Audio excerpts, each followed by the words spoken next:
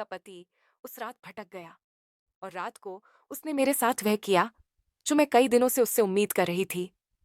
लेकिन पहले वह नखरे करता था, तो मैंने ऐसा कोई खेल खेला कि उसे मेरी अमानत की सेवा करनी ही पड़ी। और उसने भी अपने काम में कोई कसर नहीं छोड़ी। पूरा दिन और रात वह मेरी अमानत की सेवा बड़ी मेहनत से करने लगा। नमस्ते दोस्तों, मेरा नाम सरिता है और मेरी उम्र 30 साल है। मेरी फिगर किसी 19 साल की लड़की से कम नहीं है। इस कारण लोग मुझे अलग नजर से देखने लगते हैं, लेकिन मुझे इसकी कोई परवाह नहीं है, क्योंकि मैं अपनी पूरी देखभाल सही तरीके से करती हूँ। दोस्तों, मेरी शादी हुई 5 साल हो गए थे, लेकिन शादी के 2 साल बाद ही मेरे पति मुझे छोड़कर चले गए थे। तब से मैं अकेली ही थी और मेरी एक 3 साल की बेटी भी थी। मुझे खुद की कोई चिंता नहीं थी, लेकिन मेरी बेटी की चिंता हमेशा मुझे सताती थी। मैं अपना और अपनी बेटी का खर्च आसानी से चला पा रही थी, लेकिन उसकी आगे की जिंदगी के खर्चे की चिंता मुझे हमेशा परेशान करती थी। दोस्तों, मेरे जीवन के हर मोड़ पर मेरी एक सहेली ने हमेशा मेरा साथ दिया था, जिसका नाम अंजना था। अंजना के पति एक बिजनेसमैन थे और उनका हिसाब रखने का तरीका बहुत अच्छा था। कुछ दिनों बाद मेरी नौकरी छूट गई, जिससे मैं बहुत परेशान हो गई थी। आखिर मैं अपनी सहेली के पास गई और उसे सब कुछ बताया। फिर उसने मेरे लिए अपने पति से बात की और जब उसके पति ने मुझे देखा तो वह एकदम स्तब्ध हो गए और अंजना से कहने लगे, तुम्हारी सहेली इतनी परेशानी में है और तुमने मुझे कुछ बताया नहीं। लेकिन अंजना अपने पति की इस प्रतिक्रिया से हैरान थी, क्योंकि उसे पता था कि उसका पति इतनी आसानी से किसी की मदद नहीं करता। फिर उसने मुझे अपनी मदद के लिए इतने जल्दी हाँ कैसे कह दी? यह उसके लिए वाकई कोड़ा था। फिर वह बोले, सरिता की चिंता छोड़ो, मैं उसे एक अच्छी सी नौकरी दिलवा दूंगा। और उसी दिन मेरी सहेली की मम्मी की तबीयत खराब हो गई, जिससे उसके पति को एक अच्छा मौका मिल गया। उसने मेरी सहेली को उसके मायके भेज दिया और बोला, तू यहाँ की चिंता मत कर, सब कुछ मैं संभाल लूंगा। तू जा और अपनी मम्मी का ख्याल रख। फिर मेरी सहेली अपने घर चली गई और सुबह उसके जाने के बाद उसके पति का फोन मुझे आया और उसने मुझे अपने घर बुलाया। फिर मैं जल्दी से तैयार होकर अपनी सहेली के घर गई।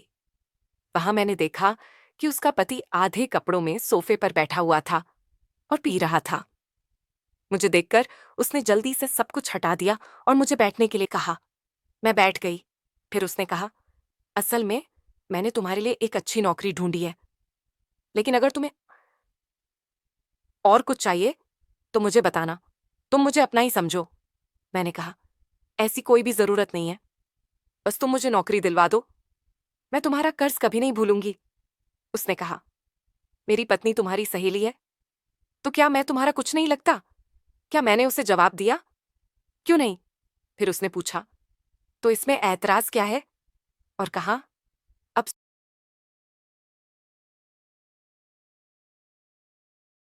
से तुम कोई चिंता मत करो, बस तुम खुश रहा करो।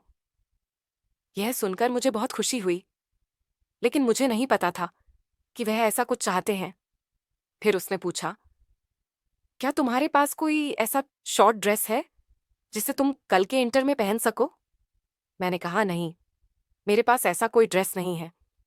तो फिर वह कहने लगे, चलो, अंजना के पास एक शॉर्ट ड्रेस है जो मैंने उसके जन्मदिन पर उसे दिया था, वह अंदर कमरे में होगा, चलो मेरे साथ। अब वह मुझे मेरी सहेली के कमरे में ले गया और फिर वह बोला, यह अलमारी अंजना की है, इसमें वह ड्रेस मिलेगा। फिर मैंने ड्रेस ढूंढना शुरू किया और ठीक वैसे ही वह मेरे पास एकदम करीब खड़ा था और उसका औजार मेरे पीछ गुफा से टकरा गया। फिर मैंने थोड़ी सी जगह बनाई और उससे थोड़ी दूरी रखते हुए खड़ी हो गई। कुछ समय बाद जैसे ही ड्रेस मिल गया, वह बोला, ये अभी पहन के देखो। मैंने जवाब दिया, मैं घर जाकर पहनूंगी। तो वह बोला, नहीं, आप यही पहन के देखो, अगर ये आपको पसंद आया तो ठीक, नहीं तो मैं आपको दूसरा ड्रेस लाकर दूंगा, लेकिन कल के इंटरव्यू में आपको एकदम चकाचक दिखना होगा, क्योंकि ये नौकरी मैंने आपके लिए बहुत मेहनत से पाई है, इसीलिए इसे हाथ से जाने मत देना। फिर मैंने उसकी बात मानी और मैं अंजना के कमरे में कपड़े बदलने लगी, लेकिन उसका पति मुझे खिड़की से देख रहा था, यह मुझे पता नहीं चला। और अंजना के पति ने कपड़े बदलते समय मेरा मन भरकर दर्शन किया। और जब मैं कपड़े पहनकर बाहर आई तो उसने कहा, सरिता, अब तुम तो एकदम अप्सरा की तरह लग रही हो। तुम इतनी सुंदर कैसे हो? मैंने कहा, क्या सच में मैं तुम्हें इतनी सुंदर लग रही हूं? तब उसने कहा, हाँ, तुम बहुत सुंदर लग रही हो। और उसकी यह बात सुनकर मेरे अंदर एक अजीब सी हलचल शुरू हो गई। फिर वह मेरे पास आया और उसने मुझे गले से लगा लिया। और मैं उसका विरोध नहीं कर सकी, क्योंकि एक तो वह मेरे सहेली का पति था और दूसरा वह मेरी नौकरी का प्रबंध कर रहा था। और फिर कुछ दिनों से मैं भी किसी पुरुष के पास नहीं गई थी। तो जब उसने मुझे गले लगाया तो मेरी भी सारी भावनाएं जाग उठीं और मैंने भी इसे पकड़ लिया। जब उसने देखा कि मैं उसका विरोध नहीं कर रही तो थोड़ी ही देर में उसने मेरे गाल पर चुंबन लिया और मैंने भी उसे गाल पर चूमा। फिर उसने कहा, सरिता, क्यों ना तुम्हारी नौकरी लगने की खुशी में आज रात हम एंजॉय करते हैं। और आज तो तुम्हारी सहेली भी यहां नहीं है। मैंने कहा, आपने मेरे लिए बहुत कुछ किया है। आप मेरे लिए इतना कर रहे हैं तो मुझे भी आपके लिए कुछ करना चाहिए। तब उन्होंने कहा, तुम बहुत समझदार महिला हो। फिर हम दोनों कमरे में गए और इसके बाद उसने एक भी मिनट ना गवाते हुए मेरी सेवा करना शुरू कर दिया। धीरे धीरे उसने मेरी सेवा इस तरीके से करना शुरू किया कि मैं अपना नियंत्रण खोकर एक बेहया महिला की तरह उनकी सेवा कर रही थी। अब मेरी आवाजों से उन्हें शायद और मजा आ रहा था। इसीलिए मेरी सहेली के पति ने मुझे छोड़ा नहीं और 4 घंटे तक मेरे खजाने की सेवा इस प्रकार करते रहे कि जो कई वर्षों से मेरे जीवन से बाहर चला गया था, वह आज मेरी सहेली के पति ने मेरे जीवन में वापस दिया था। और उनकी सेवा अब तब तक जारी रही जब तक अंजना नहीं आ गई। इस प्रकार मेरे सहेली के पति ने मेरे खजाने की पूरी तरह से सेवा की। तो दोस्तों, आपको यह कहानी कैसी लगी? यह मुझे कमेंट करके जरूर बताएं। और कहानी पसंद आई हो तो इसे लाइक और शेयर करना ना भूलें।